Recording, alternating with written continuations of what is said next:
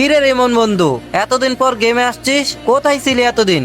বন্ধু বলিস না রে, হঠাৎ অসুস্থ হয়ে পড়ছিলাম, তারপর অফলাইন থাকতে হয়েছে, মোবাইল ইউজ করার সুযোগও ছিল না রে। কি বলিস, তুই অসুস্থ? আমাকে একটু জানাবি না? আর ভাবিও তো আমাকে একবারও বললো না।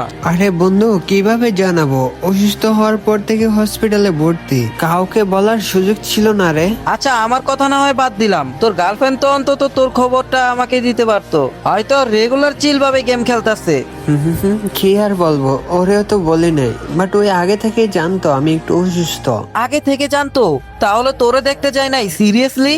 কি আর বলবো দোস্ত, ভাত দে না, দাঁড়া ওই তো গেমে আছে, বুকিং দিয়া দেখি।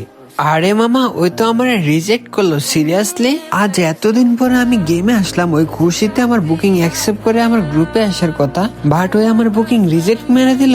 বন্ধু, জানি না তুই কেমন ভাবে আমার কথা নিবি, তারপরে তোকে একটা কথা বলি শোন। তোর গার্লফ্রেন্ড না রিসেন্টলি একটা ছেলের সাথে বেশি গেম প্লে করে।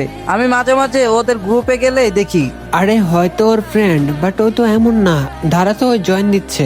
আরে রিমন, তুমি এতদিন পর অনলাইন? কেন, অবাক হচ্ছ নাকি?